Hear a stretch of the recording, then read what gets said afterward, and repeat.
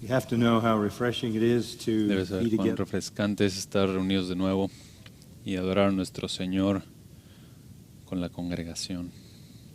Gracias por estar aquí. Gracias por venir. Obviamente, este es un día muy especial en la vida de nuestra iglesia. Es para nosotros un regreso a lo que más amamos, la comunión entre los santos y la adoración a nuestro Dios. Han habido personas a lo largo y ancho de nuestro país y del mundo que han firmado junto con nosotros y agradecidos con el hecho de que estamos reuniéndonos. Y por supuesto hay gente que no sabe por qué estamos haciendo esto. Entendemos eso. Entendemos que el mundo no entiende la importancia de la iglesia. El mundo no entiende que no es únicamente esencial, sino que es la única esperanza de vida eterna para pecadores condenados. La gente ha estado muy preocupada porque la vida física de la gente esté protegida y en ese proceso estar cerrando lugares y no dejando esperanza espiritual. La Biblia es muy clara en cuanto a describir el mundo de incrédulos. En Efesios 2:1 dice que están muertos en sus delitos y pecados y que son hijos de ira. Efesios 4 dice que viven en la necedad de su mente, excluidos de la vida de Dios, por la ignorancia que está en ellos, por la dureza de su corazón. Nuestro Señor Jesucristo dijo que la gente que estaba fuera de su reino, ellos no conocen los misterios del reino de los cielos. Nuestro Señor Jesucristo dijo en Juan capítulo 3 que aman las tinieblas en lugar de la luz, porque están haciendo lo malo, odiando la luz, no viniendo a la luz por miedo de que sus obras malas van a ser expuestas. Jesús dijo más adelante en el capítulo 8 de Juan que los incrédulos no entienden la verdad divina y están imposibilitados para escuchar la palabra del Señor, porque no creen en Él. En Romanos capítulo 8, el apóstol Pablo dice que la mente puesta en la carne es hostil en contra del Señor, no se sujeta a la ley de Dios y ni siquiera es capaz de hacerlo y no puede agradar a Dios. En 1 Corintios 1:18, el apóstol Pablo dijo que la predicación del Evangelio y la predicación de la cruz es necedad para aquellos que se pierden. En la segunda carta a los Corintios, en el capítulo 4, Pablo dice que el Evangelio está velado para aquellos que se están perdiendo, porque están cegados en su mente por Satanás. Este es el diagnóstico divino del problema del hombre. Separados de la vida de Dios y dirigiéndose a tormento eterno. Esa condición está resumida en 1 Corintios capítulo 2. Déjame leerte algunos versículos. El hombre natural no acepta las cosas del Espíritu de Dios porque para él son necedad y no las puede entender porque se disciernen espiritualmente. En cambio, el que es espiritual juzga todas las cosas, pero él no es juzgado por nadie, porque ¿quién ha conocido la mente del Señor para que le instruya? Mas nosotros tenemos la mente de Cristo. El hombre natural no acepta las cosas de Dios, pero aquellos que están en Cristo tienen su mente. Nosotros entendemos los misterios del reino. No esperamos que el mundo nos entienda, No esperamos que el mundo entienda por qué consideramos tan importante y tan esencial es la iglesia, debido a que clama el único mensaje de que puede salvar a la gente de sus pecados y del infierno. La Biblia nos enseña que el mundo no va a entender esto. El evangelio cristiano y la cristiandad ni siquiera es comprendida, ni siquiera es comprensible para todos aquellos que están bajo el dominio de Satanás. No puedes esperar que te crean, que crean el evangelio. No podemos esperar que entiendan las realidades de la vida cristiana y la comunión y la adoración. No podemos esperar que ellos sepan y entiendan que el cristianismo no es un set de reglas, no es una lista de comportamientos morales o ideas espirituales o pensamientos muy lindos. Es la adoración del Dios verdadero y su Hijo Jesucristo. Los cristianos verdaderos creen, aman, obedecen, sirven, adoran al Hijo de Dios y a Él le confesamos como nuestro Señor y Salvador, el único Señor y Salvador. Los pecadores deben de venir a Él para ser salvados de sus pecados y del juicio que trae esto. Pero el Evangelio no es aceptable para la mente caída. Cegados por su propia caída, por el amor al pecado, cegados por lo que Satanás ha hecho en sus mentes. El Evangelio y todo lo que contiene no parece racional o aceptable para ellos. Creemos en un Dios que se hizo hombre. Creemos que el Dios eterno murió y que en su muerte proveyó vida eterna a aquellos que creen en Él. Creemos en el Rey que se convirtió en un esclavo. Creemos en el soberano que abandonó su corona de gloria en el cielo por una corona de espinas en la tierra. Creemos por el juez que se convirtió en criminal, el Dios santo que se convirtió el defensor de los pecadores. Creemos en el justo ejecutor de los pecados, que se convirtió en su Salvador por convertirse y por recibir su ejecución. Los cristianos creen en una santa ley que provee libertad, que ahora nos convierte en esclavos de la justicia. Los cristianos creen que en una reunión de santos innumerable, ellos son enemigos que se hicieron hijos, ellos eran esclavos que ahora pertenecen al Rey, eran pobres y se convirtieron en ricos y ahora les dieron riquezas espirituales, eran rebeldes que se hicieron amigos.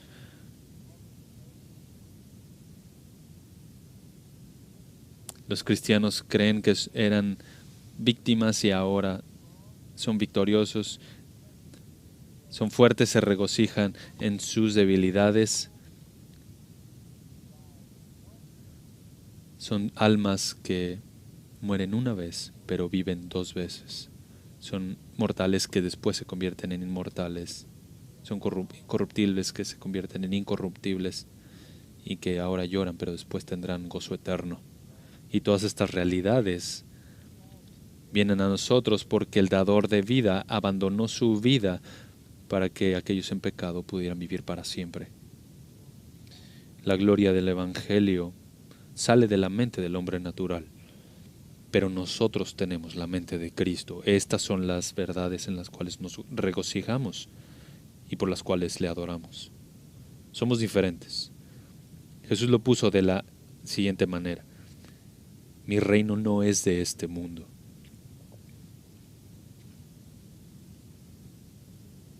Estamos en el mundo, pero no somos del mundo. Tenemos un Rey y Señor, y su nombre es Jesucristo. Y la Biblia es muy clara de cómo debemos de sujetarnos a nuestro Rey. en Romanos capítulo 10, un versículo muy familiar. Si confesas y crees que Él levantó entre los muertos, serás salvo. Porque con el corazón se cree para salvación, y la salvación viene a aquellos que confiesan a Cristo como Salvador, como Señor. ¿Qué significa esto? ¿Qué significa decir que Cristo es Señor? Segunda de Corintios capítulo 10. Dice en el versículo 5, destruyendo especulaciones y todo razonamiento altivo que se levanta contra el conocimiento de Dios. Estamos en este mundo para tomar la verdad, para destruir las mentiras. Cualquier mentira que se levante en contra del verdadero conocimiento de Dios.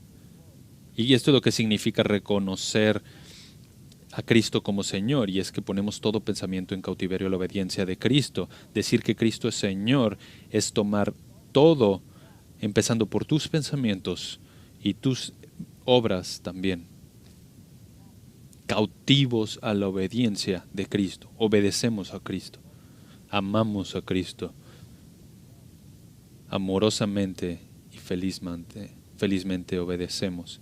Filipenses capítulo 2, versículo 9. Por esta razón, también le exaltó hasta lo sumo y le confirió el nombre que es sobre todo nombre, para que al nombre de Jesús se doble toda rodilla, de los que están en el cielo y en la tierra y debajo de la tierra, y toda lengua confiese que Jesucristo es Señor, para la gloria de Dios Padre. Dios exaltó a Cristo hasta lo sumo y demanda que todo hombre consciente doble su rodilla y le reconozca como Señor. De vuelta a Efesios, solamente por un momento, capítulo 1.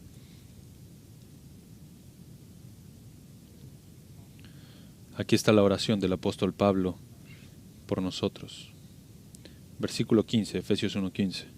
Por esta razón también yo, habiendo oído de la fe en el Señor Jesús que hay entre vosotros y de vuestro amor por todos los santos, no ceso de dar gracias por vosotros, haciendo mención de vosotros en mis oraciones. Este es el apóstol Pablo orando por la iglesia. ¿Y qué es lo que pide? Versículo 17, pidiendo que el Dios de nuestro Señor Jesucristo, el Padre de gloria, os dé espíritu de sabiduría y de revelación en un mejor conocimiento de Él. Mi oración es que los ojos de vuestro corazón sean iluminados para que sepáis cuál es la esperanza de su llamamiento, cuáles son las riquezas de la gloria de su herencia en los santos y cuál es la extraordinaria grandeza de su poder para con nosotros los que creemos, conforme a la eficacia de la fuerza de su poder, el cual obró en Cristo cuando le resucitó de entre los muertos y le sentó a su diestra en los lugares celestiales, muy por encima de todo principado, autoridad, poder, dominio y de todo nombre que se nombra, no solo en este siglo, sino también en el venidero. Y todo sometió bajo sus pies, y a él lo dio por cabeza sobre todas las cosas a la iglesia, la cual es su cuerpo, la plenitud de aquel que lo llena todo en todo. La oración de Pablo por nosotros es que seamos iluminados para entender qué es lo que es ser un cristiano. Y lo que es ser un cristiano es reconocer que Cristo es Señor, muy por encima de todo principado, autoridad, poder, dominio y de todo nombre que se nombra, no solo en este siglo, sino también en el venidero. Y todo está sometido bajo sus pies, incluyendo a la iglesia, que es su cuerpo, la plenitud de aquel que lo llena todo en todo. Así como un cuerpo está en sumisión a su cabeza físicamente, de la misma manera la iglesia se somete a su cabeza, al gobierno de Jesucristo. Ahora, y para siempre. Él dio al Hijo. Mira que dice el versículo 21, que está muy por encima, uperono. Hiper, super, muy por encima.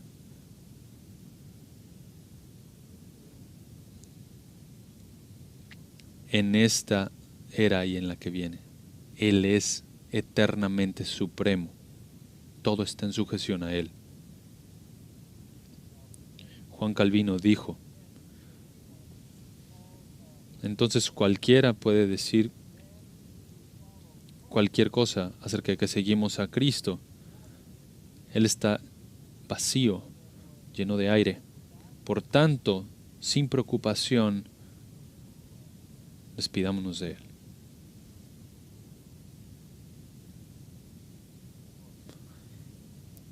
Jesucristo es el Señor, esa es la confesión cristiana. Y nosotros somos sus esclavos. Felizmente lo somos. Como pastores y ancianos pastoreamos su rebaño, amamos a su rebaño. Porque Él ama a su rebaño, Él cuida de su rebaño. Nosotros queremos proteger su rebaño porque Él protege a su rebaño. Y nosotros alimentamos a su rebaño como Él alimentaría a su rebaño. Porque Él hace todas esas cosas a través de esos ancianos y pastores en la iglesia. Y por eso, al final del libro de Hebreos, lees lo siguiente. Hebreos capítulo 13, versículo 7. Acordaos de vuestros guías, que os hablaron la palabra de Dios, y considerando el resultado de su conducta, imitad su fe. Entonces, somos los que alimentamos a la iglesia, y somos aquellos llamados a vivir una vida de fe que la iglesia pueda imitar. En el versículo 17 todavía va más allá de escuchar y seguir su ejemplo. Dice, obedeced a vuestros pastores y sujetaos a ellos, porque ellos velan por vuestras almas como quienes han de dar cuenta. Permitidles que lo hagan con alegría y no quejándose, porque eso no sería provechoso para vosotros. Santiago dice que no os hagáis maestros muchos de vosotros, que recibiréis mayor condenación. Hay una entrega de cuentas como ninguna otra para aquellos que lideramos a la iglesia. Entregamos cuentas delante de Dios, de Cristo. La forma en la que tratamos a su gente es como tratamos a Cristo. La iglesia es el rebaño del Señor y nosotros estamos como pastores debajo de Él. Esto es lo que debemos hacer. En ese mismo libro de Hebreos, de vuelta al capítulo 10, es esencial para alimentar a la iglesia, utilizar la palabra de Dios para cuidar del rebaño. Es esta afirmación, Hebreos 10, estimulémonos al amor y a las buenas obras, no dejando de congregarnos como algunos tienen por costumbre, sino exhortándonos unos a otros, y mucho más al ver que el día se acerca. Conforme se acerca el fin del siglo, es más importante congregarse. Ninguno debería de abandonar eso. El hábito de algunos, en ese sentido, ha causado grande preocupación. Debemos animarnos y estimularnos los unos a otros al amor y a las buenas obras. Cuando nos congregamos, debemos de tener comunión para hacer esas cosas. Debemos de saludarnos con un sentido de una calidez y cantar, y ustedes estuvieron cantando al máximo esta mañana. Debemos de orar, debemos de tener comunión, debemos de tomar la cena del Señor, debemos de ofrendar, debemos de leer la Escritura y debemos de escucharla proclamada por los pastores. Como los pastores hacemos esto abiertamente porque somos la luz del mundo. Cumplimos nuestro llamado para adorar y nos convertimos en la mayor fuerza, incluso en la única fuerza que empuja la justicia y la verdad. Todo lo demás está sujeto al gobierno de las tinieblas. Somos el pilar y sostén de la verdad. Estamos cumpliendo el diseño de Dios cuando nos reunimos, no solamente por cuestión de nuestra adoración, sino también por cuestión del mundo. No puedo pensar en algo peor que poner a todo el mundo en miedo y después cerrar los lugares, al único lugar donde puedes llevar su miedo y ser liberados. Estamos cumpliendo con el diseño de nuestro Señor. Y mira lo que dice Mateo en el famoso Sermón del Monte, Mateo capítulo 5. Y quiero hablarles un poco al respecto. Mateo 5, versículo 13. Jesús les está hablando a aquellos de sus discípulos que estaban reunidos con él y les dice: vosotros sois la sal de la tierra, pero si la sal se ha vuelto insípida, ¿con qué será salada otra vez? Ya para nada sirve, sino para ser echada fuera y pisoteada por los hombres. Vosotros sois la sal del mundo. Una ciudad situada sobre un monte no se puede ocultar, ni se enciende una lámpara y se pone debajo de un almud, sino sobre el candelero y alumbra a todos los que están en la casa. Así brille vuestra luz delante de los hombres, para que vean vuestras buenas acciones y glorifiquen a vuestro Padre que está en los cielos. Esta es la iglesia, teniendo una influencia sobre el mundo. Esto no es fácil.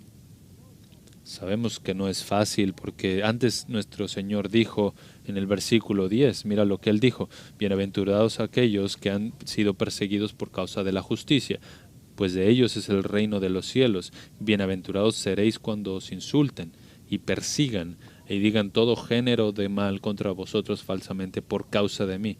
Regocijaos y alegraos, porque vuestra recompensa en los cielos es grande, porque así persiguieron a los profetas que fueron antes de vosotros.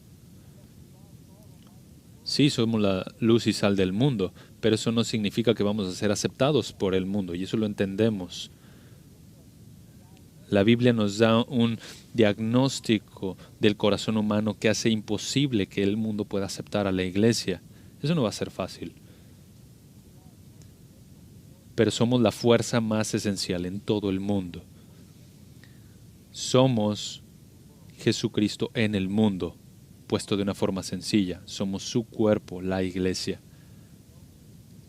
Somos la única sal y luz. La salvación en Cristo nos transforma por completo de ser parte del mundo corrompido y ahora nos convierte en sal. Somos transformados de ser parte del reino de las tinieblas, ahora a ser parte del reino de la luz. Somos la única esperanza. Los pecadores no tienen ninguna sola esperanza más que la iglesia. Ningún virus debería de detenernos. ¿Qué hay acerca de la sal? ¿Qué es lo que está diciendo nuestro Señor? Bueno, tomamos la sal a la ligera.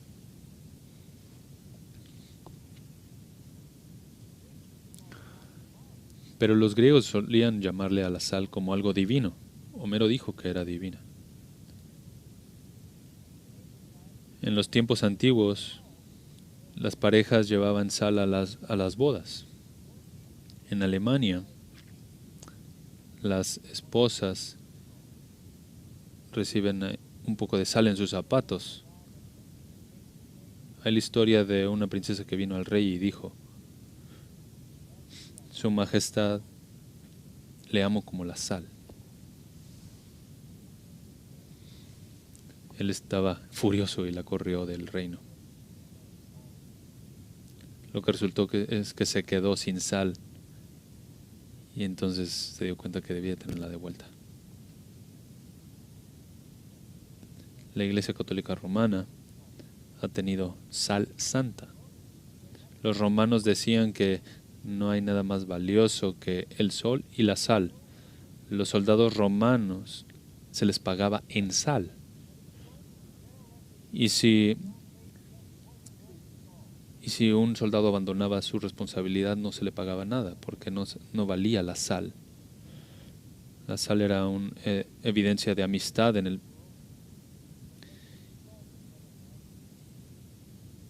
Y ahora cuando compartes la sal en una comida, y eso viene bajo la protección y el cuidado. Incluso también fue utilizada para proteger a algunos de nuestros militares en el Oriente Medio.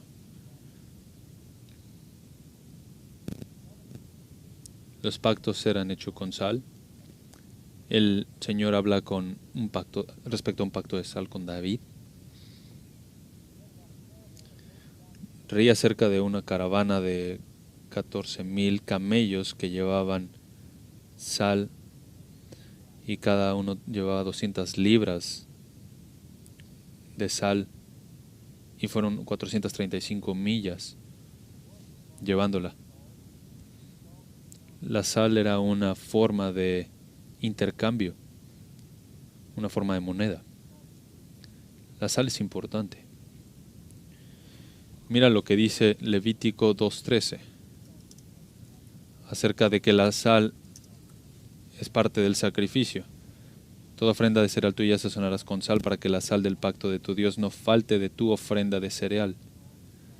Con todas tus ofrendas ofrecerás sal.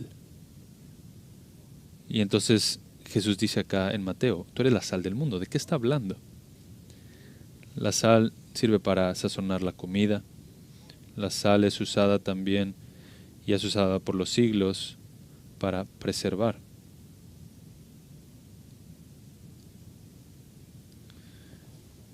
Ezequiel 16 habla de que los bebés nacían y se les frotaba sal.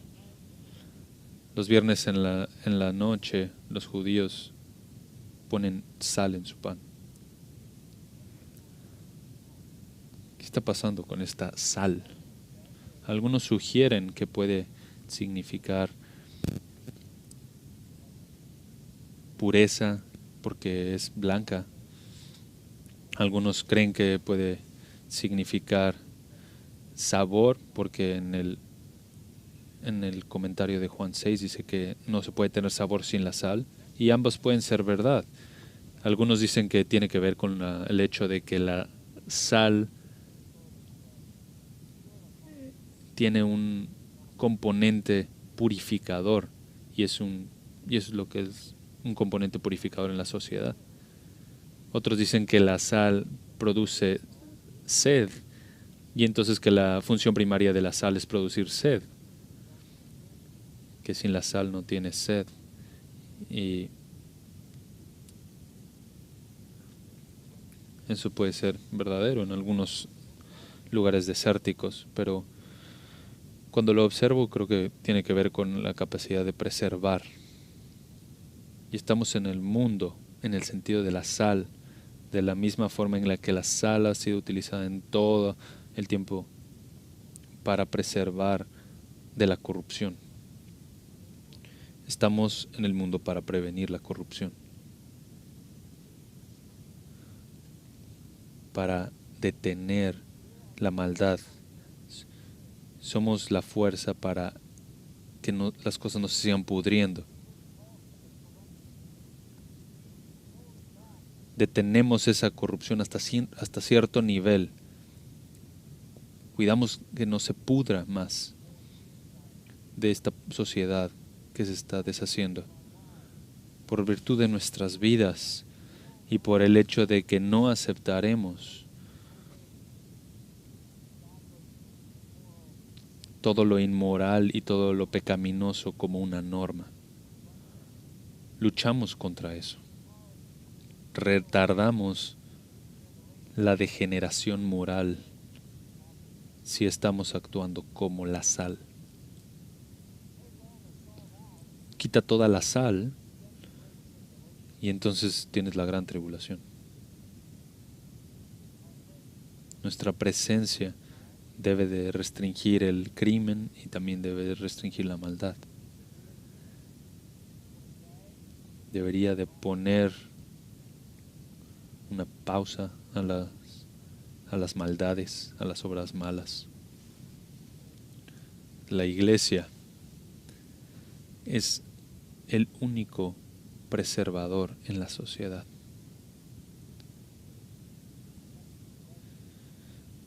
Debemos ser frotados en el mundo, debemos de estar ahí. Incluso la sal debe disolverse para hacer su trabajo.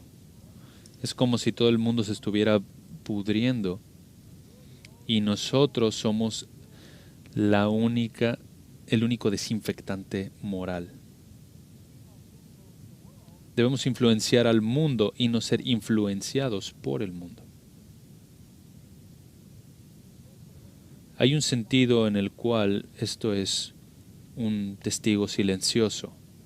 El poder de la influencia de una vida virtuosa y piadosa en tu familia, ahí en donde vives, en tu trabajo, en tu escuela. El poder de la influencia detiene la corrupción hasta cierto nivel.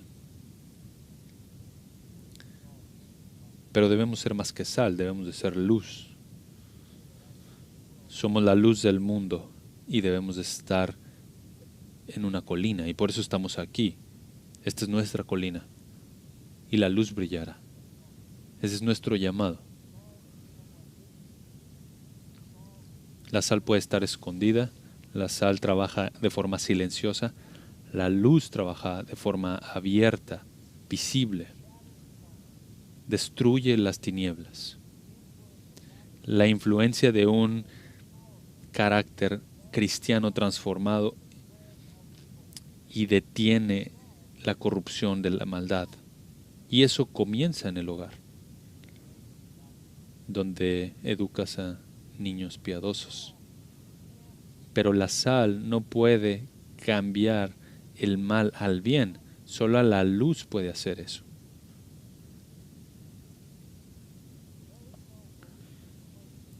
No hay ni una sola persona creyente que ha hecho a otra persona justa por alguna influencia. Por ejemplo, tarde o temprano, la luz de la verdad debe de brillar.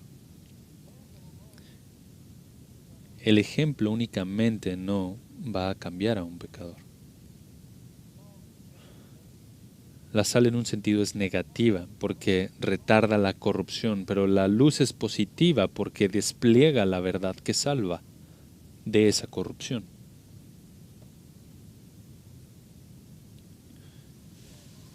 Entonces somos la sal en nuestro carácter y somos la luz en nuestro mensaje. ¿Cuál es el peligro? Bueno, hay un gran peligro. La sal que pierda su sabor.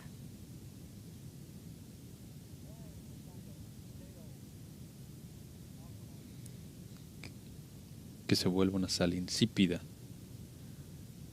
Se hace completamente inútil. Y la luz, que se ponga bajo una almohada, no tiene sentido.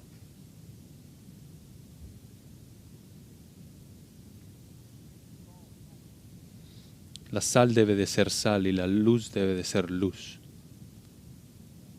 para la gloria de Dios. Me encanta lo que se dice acerca de Juan el Bautista, que era una luz resplandeciente y ardiente. A lo largo de toda la historia de la redención en el mundo, los gobernantes civiles han trabajado en contra de la gente de Dios, el pueblo de Dios, y han querido quitar a Dios el gobierno, para llegar más allá de su esfera de poder, intentando meterse en el reino de Dios y quitarle la autoridad a Dios. El faraón abusó de su autoridad sobre Israel y fue sumergido en el mar. Faraón superó la esfera de su gobierno. Salomón corrompió su reino con inmoralidad y destruyó al reino. Subsecuentemente, todos los reinos del norte de Israel fueron malvados y fueron 19 reinos malos que estuvieron bajo el juicio de Dios. 14 de los reyes del sur fueron malvados, y al final estuvieron bajo la ira de Dios en conjunto con la gente que estaba a su cargo. Nabucodonosor se quiso exaltar por encima de Dios y se convirtió en un loco. Belsasar se quiso exaltar por encima de Dios y sufrió las consecuencias. Y por eso esos dos hombres nos llevan de vuelta a Daniel. Como leemos, Daniel desobedeció al rey porque el rey le dijo que debía desobedecer a Dios. No debes orar. Solamente dijeron 30 días de sumisión, un mandato temporal. Daniel abrió sus ventanas y entonces oró 3 veces al día durante esos 30 días. El Nuevo Testamento en Hechos 12. El rey Herodes se convirtió orgulloso y se pasó de sus límites y fue inmediatamente comido por gusanos. El apóstol Pablo constantemente desobedecía a los gobernantes que le decían que negara a Jesucristo y que parara de predicar. Y fue golpeado y latigado, apedreado, sacado de las ciudades, puesto en cárceles, y eventualmente los romanos lo decapitaron por desobedecerles a ellos, por obedecer a su Dios. En el libro de Hechos, y quiero que veas esto por un momento, los apóstoles, después de la crucifixión y resurrección de nuestro Señor, fueron predicando con denuedo.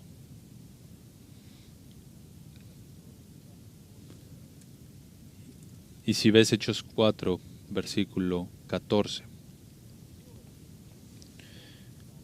los reyes de Jerusalén les habían dicho que dejaran de predicar. Pero observaron que Juan y Pedro habían estado con Jesús.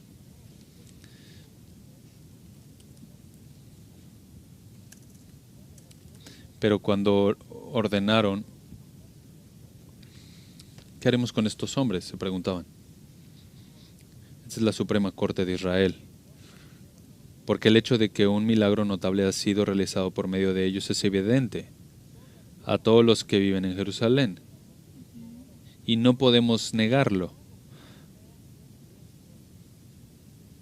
Mas, a fin de que no se divulgue más entre el pueblo, amanecémosles para que no hablen más el nombre alguno de este nombre. Cuando los llamaron, les ordenaron no hablar ni enseñar en el nombre de Jesús. Mas respondiendo Pedro y Juan les dijeron: vosotros mismos juzgad si es justo delante de Dios obedecer a vosotros antes que a Dios.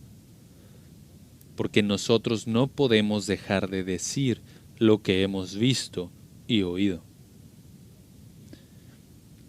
Después de amenazarlos otra vez, les dejaron ir, no hallando la manera de castigarlos, por causa del pueblo, porque todos glorificaban a Dios por lo que había acontecido.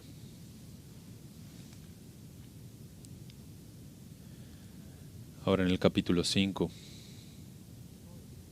La historia continúa con los apóstoles en el versículo 17.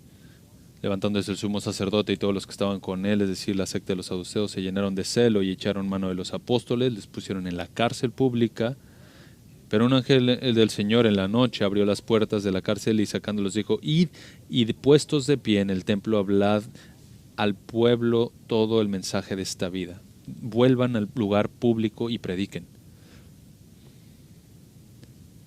Habiendo oído esto, entraron al amanecer en el templo y enseñaban. Cuando llegaron el sumo sacerdote y los que estaban con él, convocaron al concilio, es decir, a todo el senado de los hijos de Israel, y enviaron órdenes a la cárcel para que los trajeren. Pero los alguaciles que fueron no los encontraron en la cárcel, volvieron pues e informaron, diciendo: encontramos la cárcel cerrada con toda seguridad, y los guardias de pie en las puertas, pero cuando abrimos a nadie hallamos dentro. Cuando oyeron estas palabras, el capitán de la guardia del templo y los principales sacerdotes se quedaron muy perplejos a causa de ellos, pensando en qué terminaría aquello. Pero alguien se presentó y les informó: mirad, los hombres que pusisteis en la cárcel están en el templo enseñando al pueblo. Entonces el capitán fue con los alguaciles y los trajo sin violencia, porque temían al pueblo, no fuera que los apedrearan. Cuando los trajeron, los pusieron ante el concilio, y el sumo sacerdote los interrogó diciendo: os dimos órdenes estrictas de no continuar enseñando en este nombre, y aquí habéis llenado a Jerusalén con vuestras enseñanzas y queréis traer sobre nosotros la sangre de este hombre. Mas respondiendo Pedro y los apóstoles dijeron: debemos obedecer a Dios antes que a los hombres. ¿Escuchaste eso? Debemos obedecer a Dios antes que a los hombres. Esto significa que no tenemos ninguna responsabilidad bajo nuestros líderes, de ninguna manera. Dios ha ordenado el gobierno humano para la paz de la sociedad temporal. Romanos 13, debes reconocer las autoridades que han sido diseñadas y puestas por Dios, y debes de someterte en la esfera que Dios les ha dado para operar. También debemos de honrarles, mostrarles respeto. Nosotros hemos hecho aquí durante años y lo seguimos haciendo con las autoridades en nuestra ciudad. Cada oportunidad lo hacemos. Le damos al César lo que le pertenece a César.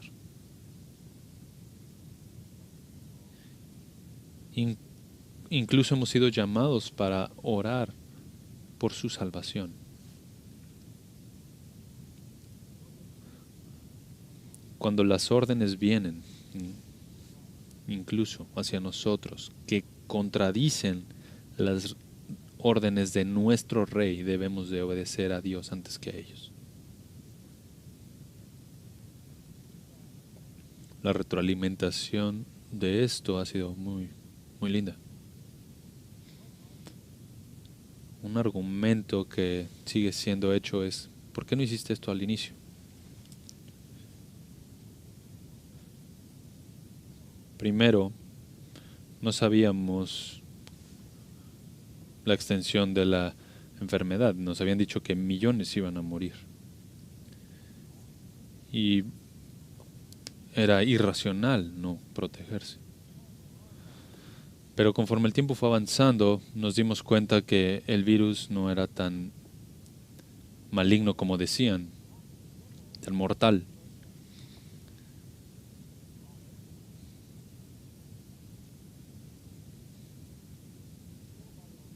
Y poco a poco, domingo a domingo, ustedes empezaron a venir. Ni siquiera les avisamos, ustedes empezaron a venir.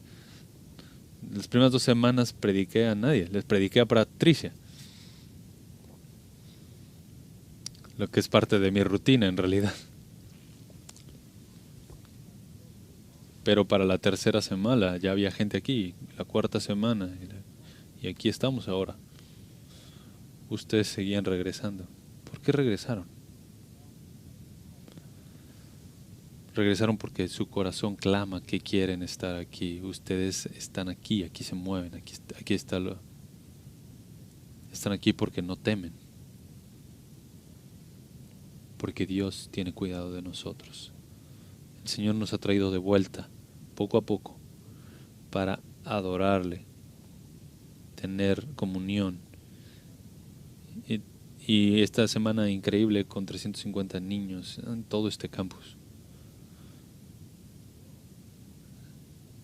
La voluntad unánime de toda la gente se ha expresado. ¿Por qué no antes? Por las predicciones de muerte. ¿Por qué ahora? ¿No estamos poniendo a la gente en peligro?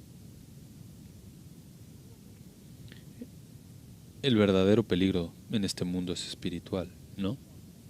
Pero hablemos de eso, de ese peligro del virus.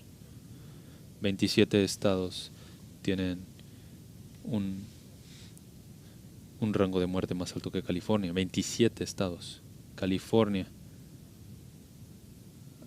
ha dicho que 83 personas mueren y recibí esa información de parte del estado. 83 personas han muerto con COVID, no necesariamente de COVID.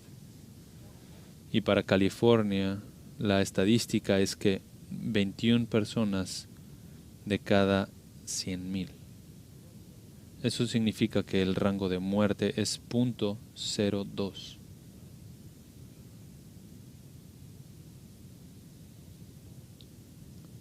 ,99.98% de la gente no morirá de esto. Pero hay otra estadística. La mitad de la gente que murió están por encima de los 80. Entonces, si estás por debajo de los 80, tienes 99.99% de vivir a través de todo esto.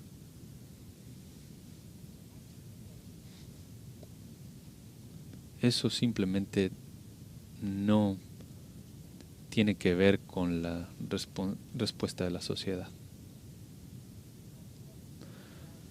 Ahora 250,000 personas en California mueren al año.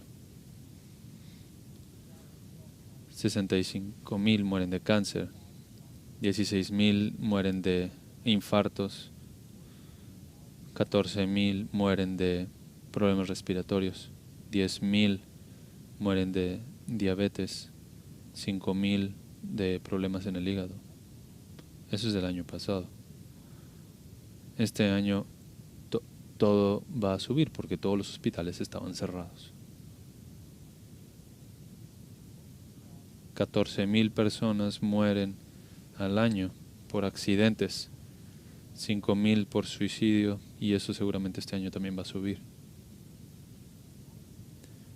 ¿Por qué cerraron los hospitales cuando esta gente está en peligro?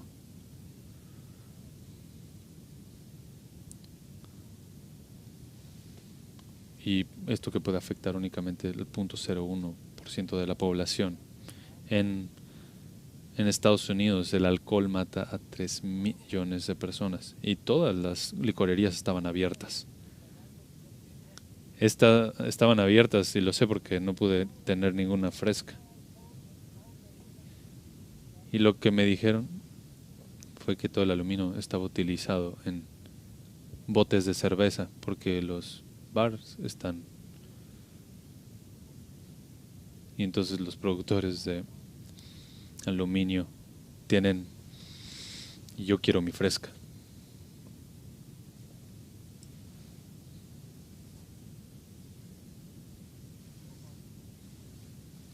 Hasta ahora en el año,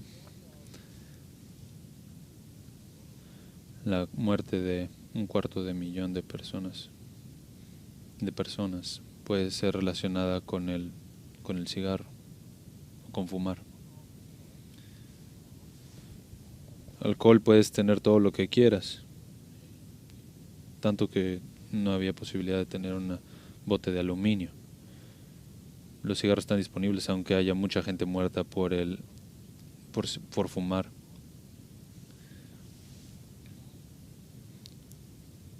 Incluso niños morirán prematuramente por cuestión del cigarro.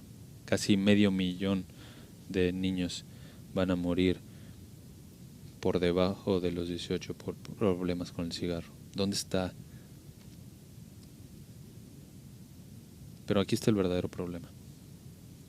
¿Cuál es el verdadero asesino en California? Te diré cuál es. La muerte lo que es más mortífero en este estado es la muerte por los médicos que hacen abortos. Y te daré estas estadísticas solamente de este estado. 364 abortos al día. 1 de cada 4 embarazos en California termina en un aborto. Entonces, cada niño que es concebido tiene 1 de 4 oportunidades de ser abortado. 88% de las mujeres que abortan son mujeres que no se han casado. California tiene más abortos que cualquier estado en Estados Unidos. El mayo de 2019, Newsom hizo una proclamación. Y esta proclamación fue para decirles a todos que los abortos en California estaban disponibles para aquellas mujeres que vinieran de otros estados en donde y cito lo que él dice: California le está dando la bienvenida a todas las mujeres que quieran ejercer sus derechos de aborto. Tenemos más abortos que Nueva York y New Jersey. Déjame decirte algo. La muerte por el aborto supera a cualquier otro tipo de muerte. Puedes tomar todas las muertes por cáncer y de problemas del corazón y ni siquiera vienen cerca del asesinato de niños en el vientre. No hay moral en los líderes de este estado. Han mantenido todas las clínicas de aborto abiertas durante todos estos meses. Han estado determinadas como esenciales junto con las licorerías para que los bebés puedan ser asesinados. Las iglesias no pueden reunirse.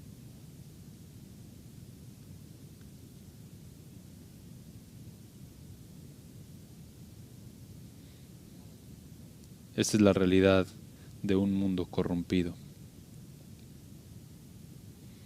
Cuando los bebés tienen 1 de cada 4 oportunidades de morir. Y espero que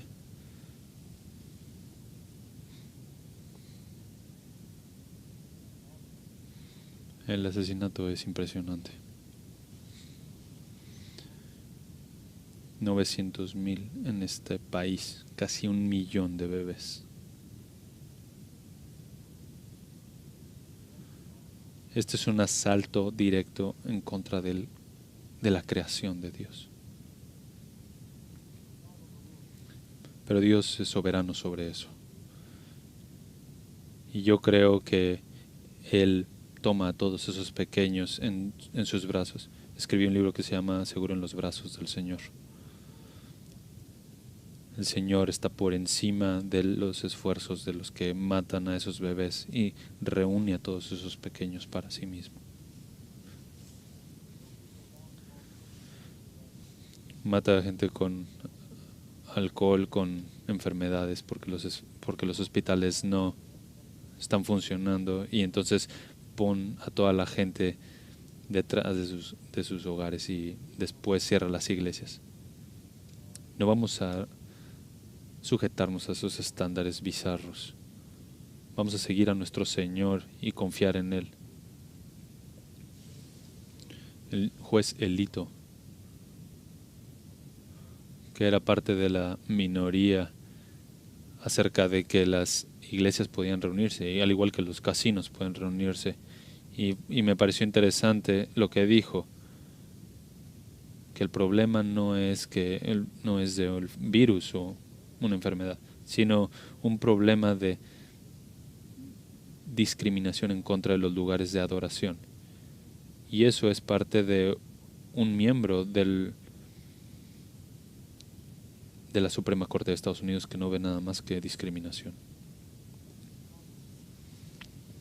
Algunos puntos positivos que salen de esto. La iglesia siempre refina sus convicciones bajo la presión. Esto no es un problema que debe ser temido. Esta es una hora triunfante para que la iglesia sea la iglesia.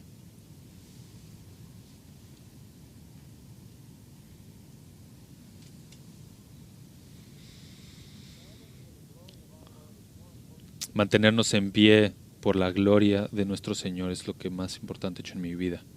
Para su gloria y por su gloria nos reuniremos y adoraremos y predicaremos el Evangelio de Jesucristo. Amén.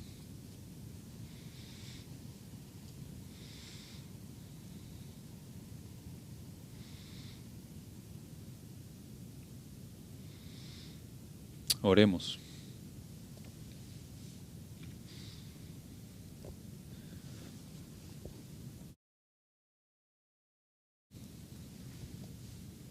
Descansamos en paz y confianza y gozo en el confort de tu espíritu, agradecidos porque podemos recibir el reproche de nuestro Señor y Salvador. Cuán maravilloso es tomar un poco de marcas por aquel que fue marcado por nosotros, para unirnos en comunión con su sufrimiento en un mundo hostil. Señor, que este sea un tiempo en el que tu iglesia se levante, que tu verdadera iglesia y que tenga influencia con esa sal piadosa y su clara luz de la verdad, separada de todo lo que es corrompido y engañoso. No importa si es fuerzas seculares o incluso religiosas, tu verdadera iglesia se sostiene, se levanta para tu gloria, para tu honra. Gracias por darnos una oportunidad de proclamar tu nombre, tomar tu verdad, llevar a cabo lo que tú nos has llamado. Estamos tan agradecidos por llevar la gloria del Evangelio hacia adelante en este tiempo tan desesperado. Y oramos que este sea un tiempo en el cual tú nos veas con gracia en este país y tengas misericordia, y que tu luz alumbre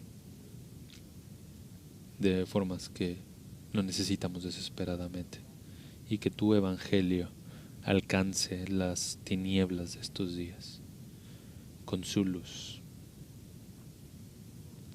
Para tu gloria lo oramos. Amén.